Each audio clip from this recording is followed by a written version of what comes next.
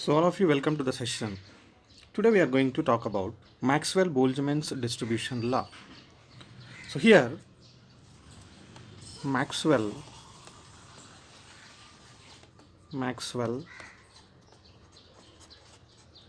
Boltzmann.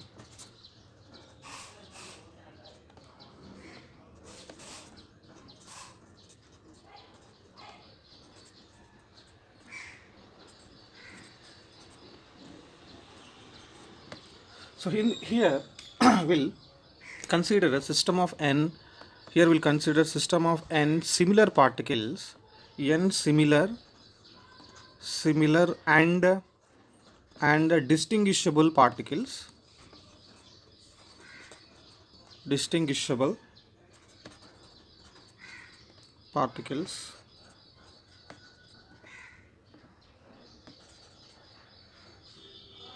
Now, if you want to describe any particle, see there, if you want to describe any particle, we need two things. We must need two things. One is position coordinates. If you want to describe this particle, we need position coordinates, and also along with momentum coordinates. Therefore, an energy is associated with this particle, right? So we want to, if you want to describe any particle or any system, we need two coordinates. Already I told you, one is position coordinate and the second one is momentum coordinates. Therefore, where the particle associated with an energy.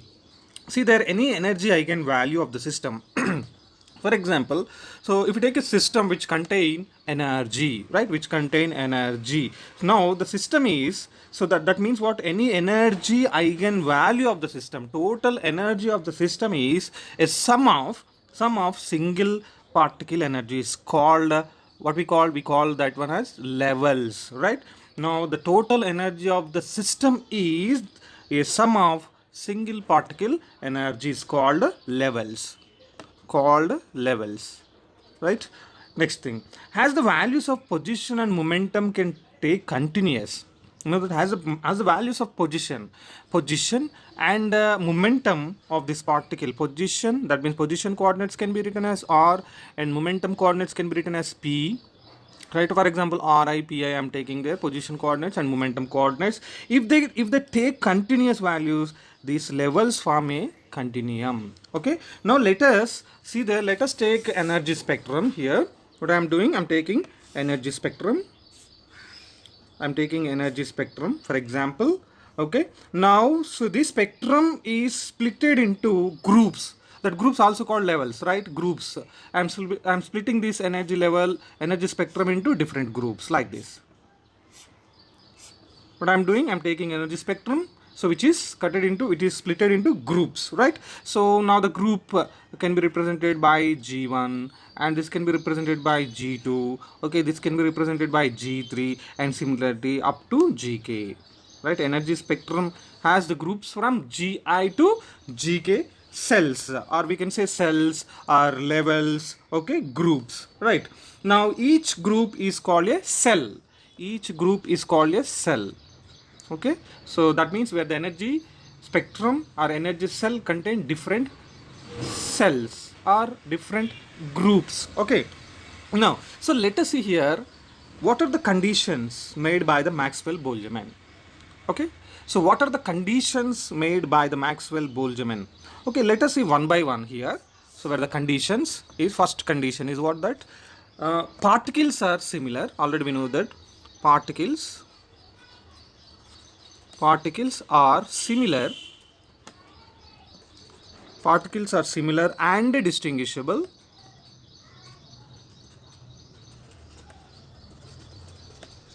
Particles are similar and distinguishable.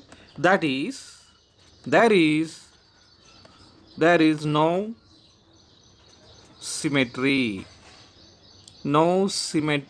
restrictions. There is no symmetry restrictions. All right. See, if the particles are similar, so obviously we know that there is no symmetry restriction. Now the second point is, each eigenstate of ith group contains each eigenstate. See, this is what energy eigen value energy eigenstate. Okay, now which contain groups, that groups contain the number of particles, we know that. So each eigenstate, that means a cell has some energy, so that energy also called eigenstate. Each eigenstate of ith group,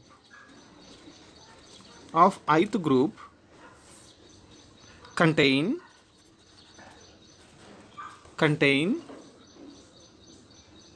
0, 1, 2 up to ni particles. Each eigenstate means any cell. What are the cells we are taking in the spectrum?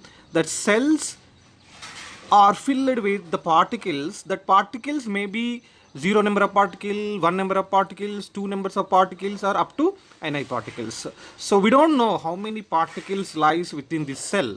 Okay, we are taking each eigenstate of ith group. What I am taking, ith group contain 0, 1, 2 up to ni particles. Okay, there is no restriction. This number of particles should stay in this cell and this number of particles should stay another cell. Okay, it may be 0, it may be 1, 2 or ni particle may lies in the cell.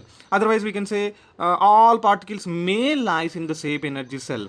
Otherwise 0 particles may lies in the one cell. Okay, whatever that, there is no restriction to distribute the number of particles into the cell. Okay, so now already we know that one, right? How can we distribute the number of particles in different cells?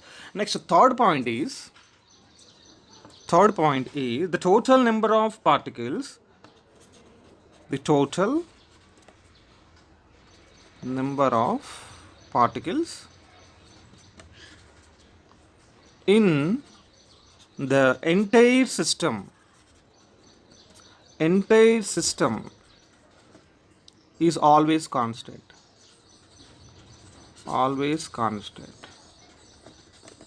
Okay, always constant. See there, so there is no limit to distribute the number of particles into different cells, right? See there, for example, I'm taking 10 particles. I'm taking 10 particles here. The total number of particles are 10, what I'm assuming. So 10 number of particles, it may be lies here, here 0 number of particles, here 5 number of particles, here 2 number of particles, here 1 particle. So totally how many? 8, and here 2 number of particles, right? So there is no restriction. Okay, otherwise, for example, if you take another example, the total number of particles may lies in this cell. Otherwise, the number of particles lies in the G5 group can be 5 and the G2 group may be 5. See there, in this column, the total number of particles are 10. So in this column, the total number of particles 10. In this column, the total number of particles is 10. Right? So what happened here, whatever the distribution it is into the cells, even though the entire system is always constant, the number of particles in the entire system is always constant. See, if you distribute like this, we'll get 10. If you distribute like this, we'll get 10. If you distribute like this, we will get 10. So whatever the distribution is, but the total number of particles in the entire system is always constant, right? So for this, what I am taking, the total number of particles can be represented by capital N. Okay, the total number of particles can be represented by capital N. Capital N equal to, so N1 particle in different cell and N2 particle in another cell, like that, plus dash dash dash Nk particles. Okay, so finally this can be written as summation. I equal to 1 to k, Ni. So that is that constant. That is what? Constant, right? So already I told you the total number of particles in the system is always constant. So capital N can be written as N1 plus N2 plus dash dash Nk, that equal to summation I equal to 1 to k Ni, that is constant. Now, so what happened here? Now the differentiation of this number of particles. So if you take a partial differentiation on both sides, what happened? It will become 0. Dou n equal to dou n1 plus dou n2 plus dou n3 up to dou nk. So that can be, what happened here? That can be, so summation I equal to 1 to k dou ni equal to 0. So total number of particles are how much? Capital N. Now the change in total number of particles is always 0. We know that because where n is constant, and the change in n is always be 0. Okay, so you have to remember, you have to consider this is what equation number 1. All right, now let us move on to another step.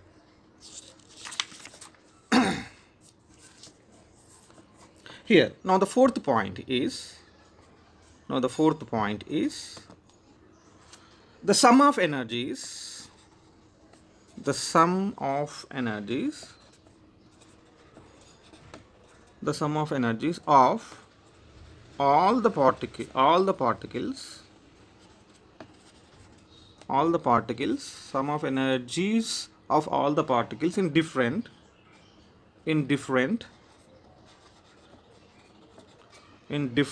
groups, taken together constitutes the total energy of the system, which is constant.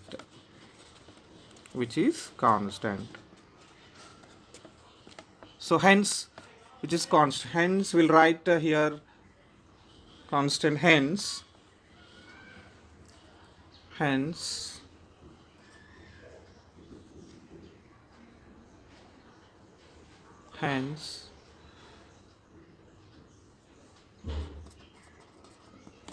so capital E, total energy of system, capital E equal to E1 N1. This is what energy of first cell, and where any N1 is what the number of particles lies in the first cell, plus E2 N2.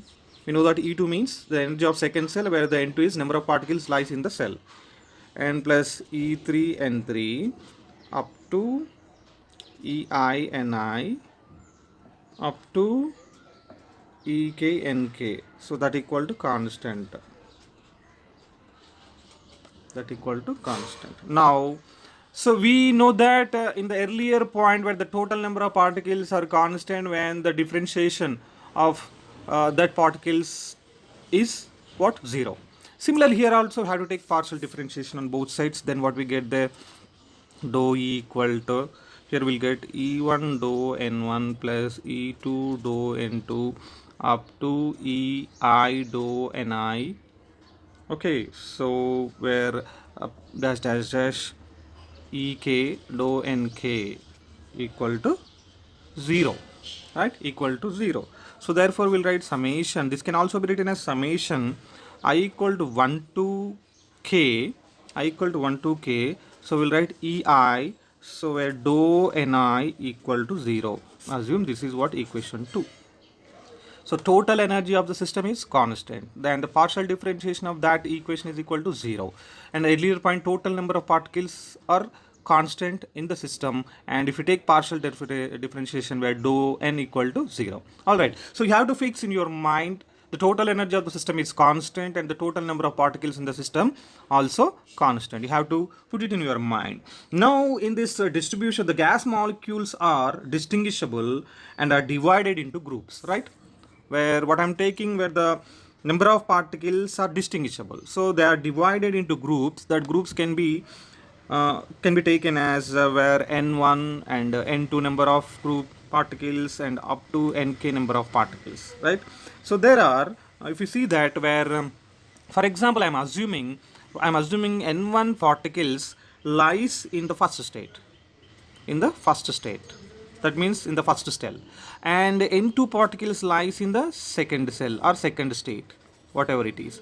And similarly Ni particles placed in the ith state or ith cell, and finally where nk number of particles lies in the kth state. Okay, kth cell or kth state. So this is the distribution what we are assuming, right? All right, but what happened, this is not compulsory. We don't know the change may takes place. For example, into one particle lies, zero particle lies in the first cell, right? And five number of particles lies in the second state. So we don't know the particular distribution of that particles. Okay, what we are doing, we are assuming only n1 particles in the first cell, n2 particles in the second cell, and ni particle in the ith cell, nk particle in the k cell. Now, here, let us move on to another step. Here, the total number of ways, the total number of ways, the total number of ways in which molecules in different states may be exchanged, right? May be exchanged, leaving the total number of particles or total number in each state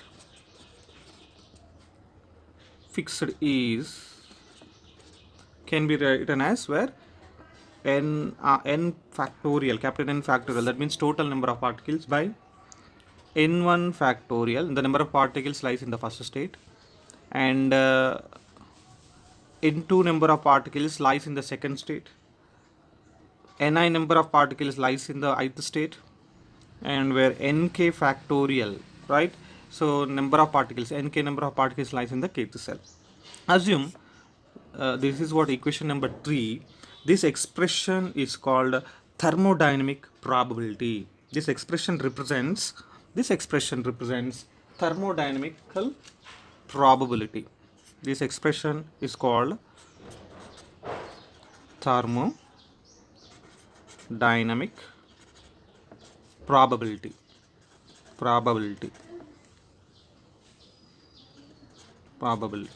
All right, so you have to remember this equation: capital N factorial by n1 factorial, n2 factorial, dash dash ni factorial, dash dash nk factorial. Now, so one more thing we have to see. This is what thermodynamic probability. Now, let us move on to another step here. The priori probability. You have to remember this one. The priori probability. That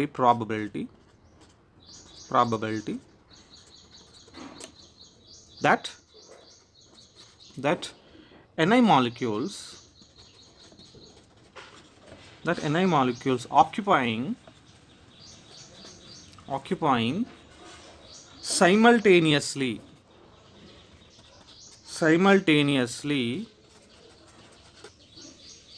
the ith level is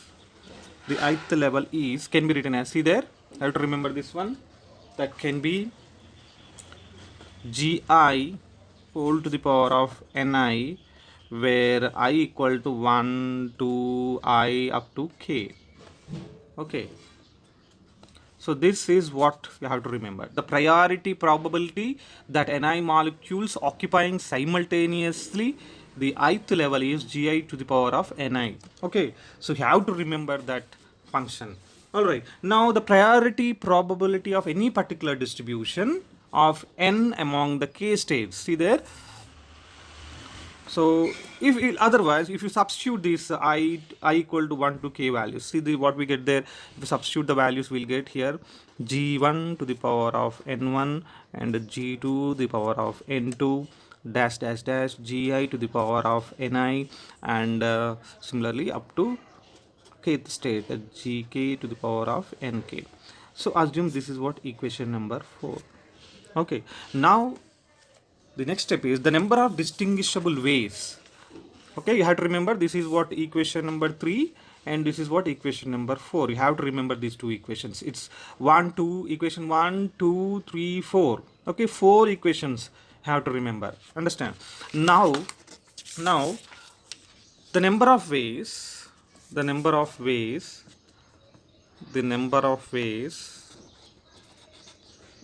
distinguishable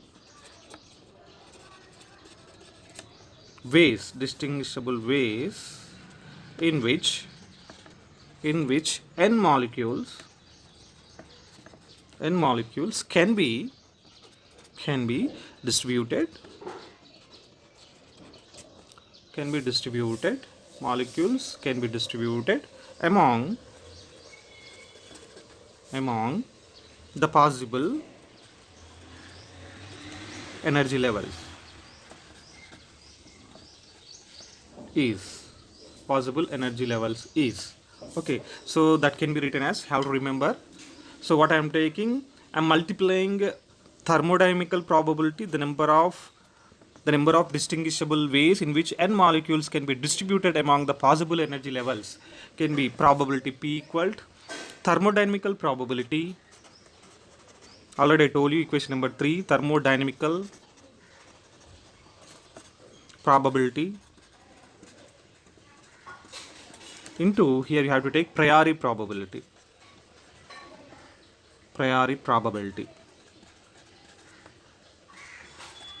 Now, so what we get there?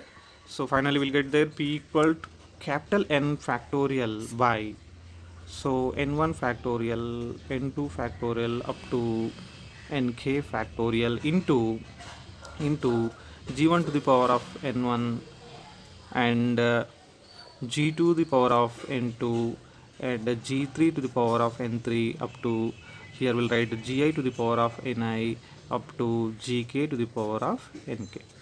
Okay, so this can be written as where p equal to capital N factorial remains same, and the remaining whole term can be written as capital pi I equal to 1, where we'll write gi to the power of ni by, here I'm writing ni factorial. Okay, so this equation can be, so this can be considered as equation number, this is what equation number 5 and this is what equation number 6. Alright, so you have to remember p equal to ni factorial pi I equal to 1 gi to the power of ni by ni factorial. Right, this is what equation number 6. Now what I am doing, take ln on both sides, natural logarithm, take natural logarithm on both sides. So what we get there, if we take ln on both sides, take natural logarithm on both sides,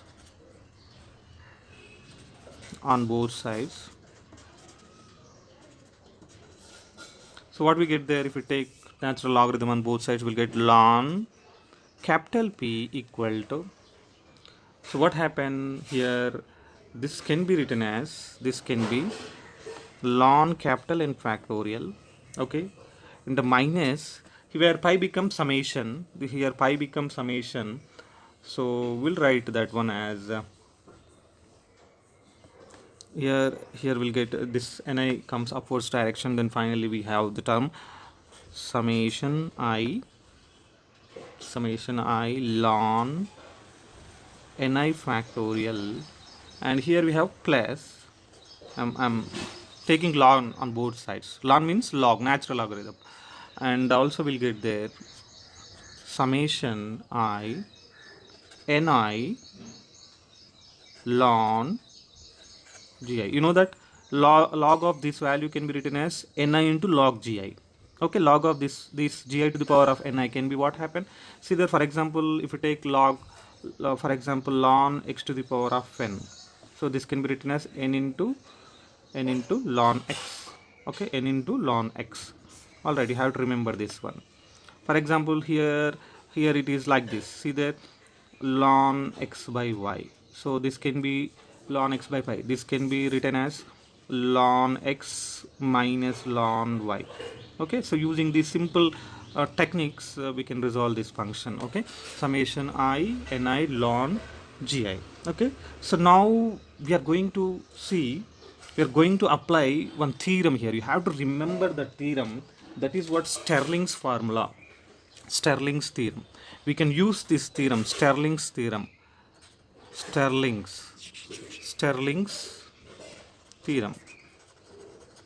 Okay, Stirling's theorem.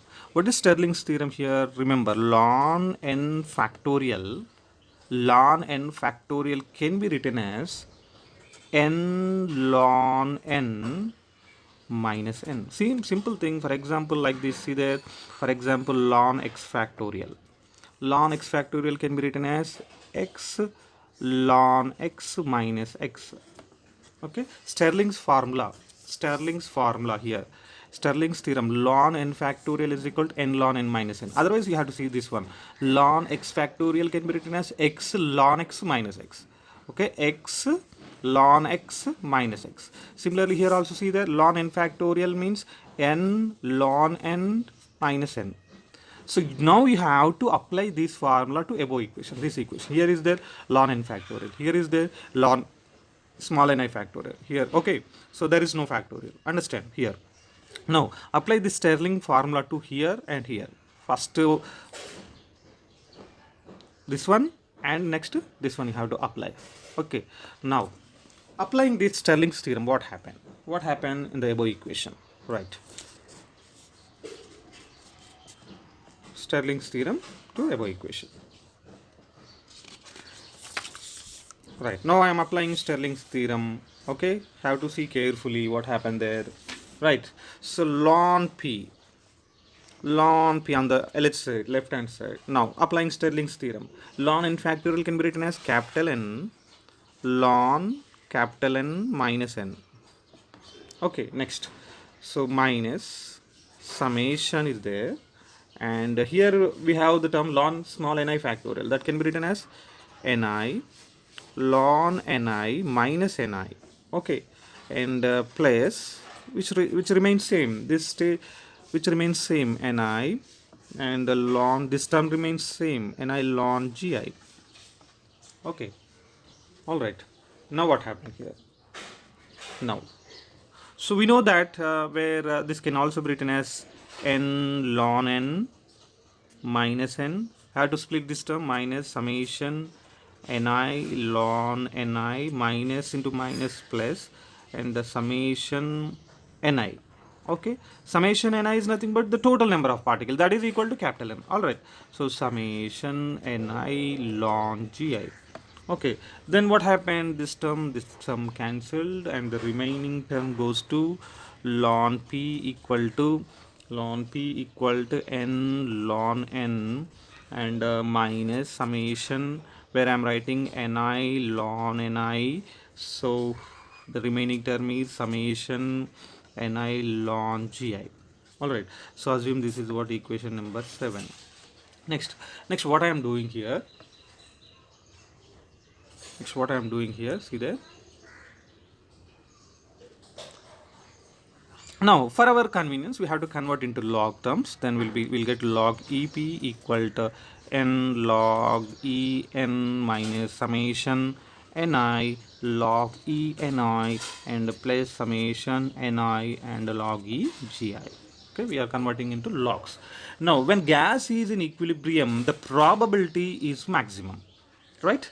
So when we know that when the gas is in equilibrium means then the total number of particles are constant, and the gas is in equilibrium, then the total probability is maximum. Where the P is maximum, then if we take partial differentiation on both sides, then we'll get dou log EP equal to, we'll get there dou into n log En minus dou into summation ni log E ni and plus dou into summation ni log E gi. All right, so what I'm taking partial differentiation on both sides, and we know that where P is maximum, probability is maximum, change in probability is equal to 0. So it is very clear. Now then what happened on the LHS side, it will become 0, and on the RHS side, see there on the RHS side we have the term these terms are there. Now take the partial differentiation, and where we can write here, so where we can write where n also constant, then what happened, this term also goes to 0, because n is constant and a change in n will be 0.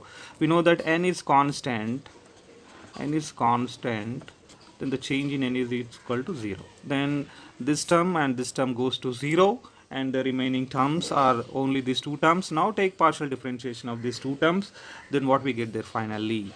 So partial differentiation of this term is minus and where I'm writing summation I and dou ni. Initially here xy is there, xy here also xy is there, so partial differentiation of xy, initially you have to take differentiation x and then after to this term. Okay, so summation I dou ni log e ni and minus summation I, and which remains same, ni remains same,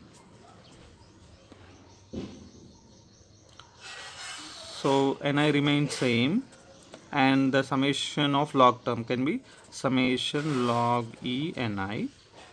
Okay, partial difference dou log e ni, dou log e ni, and the remaining term is what here also same, here also we have to apply plus summation dou ni log gi and plus summation ni and dou log gi. Okay, so finally what we get there, finally we'll get there where we have to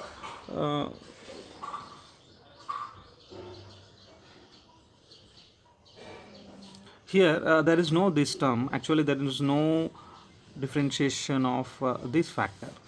Okay, so only we have three terms we'll get there finally. Now what I am taking here, now what happened, this can be written as minus summation I dou ni log e ni, and this can be written as where, this can be written as summation I ni summation I ni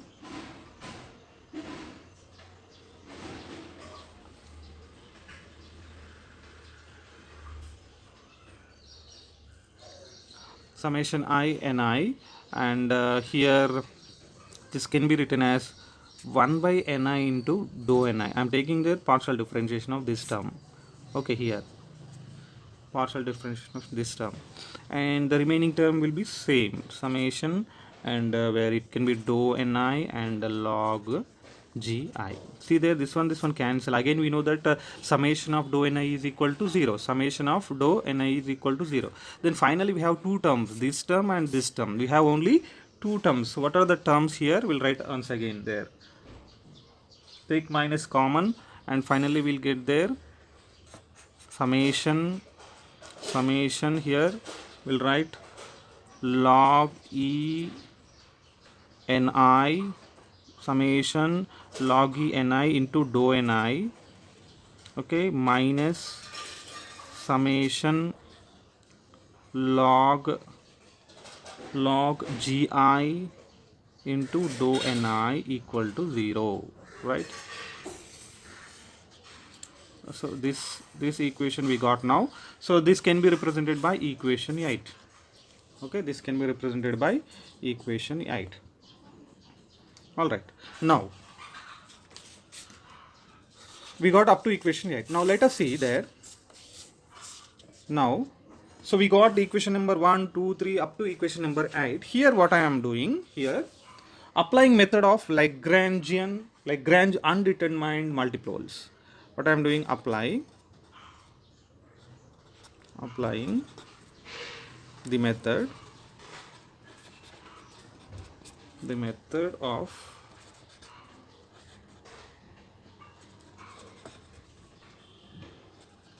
Lagrange undetermined multiples.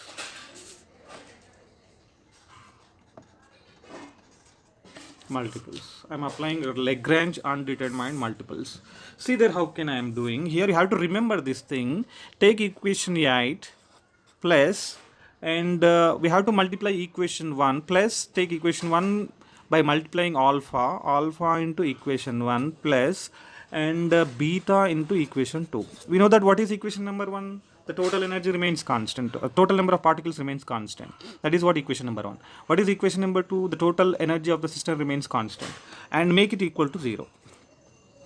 Okay, now applying that one, what happened here, take equation number 8, just now we got that one, summation I and log e ni and dou ni minus summation I log e gi dou ni and plus have to take that plus summation I alpha into dou ni, okay, plus summation I beta into ei dou ni equal to 0. Okay, so we got this one. Take dou ni common and summation common. We'll get there summation I, and we'll get there log ni and minus log gi and plus alpha plus beta ei and dou ni equal to 0. Right? So finally, we know that where the dou ni is not equal to 0, then finally we have here, because there is no summation I'm taking there, dou ni is not equal to 0.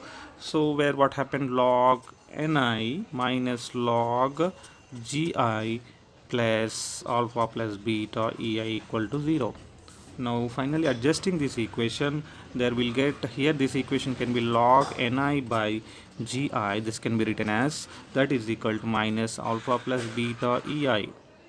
Okay, so from this equation we'll get there where ni by gi equal to e to the power of alpha plus beta ei.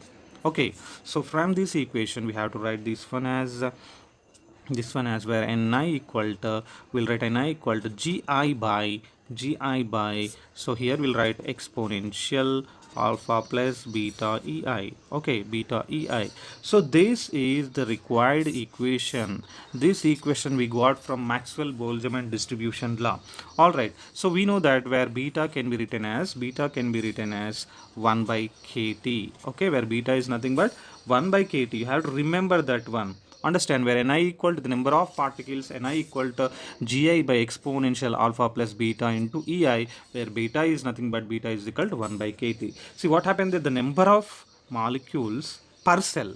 See there, so definition, see carefully, the number of molecules per cell, ni, decreases exponentially. If you take here exponential minus is there, here it is in the denominator, decreases exponentially with energy ei associated with the cell. This means that low energy cell contain more molecules. From this equation we conclude that low energy cell, according to Maxwell-Boltzmann law, low energy cell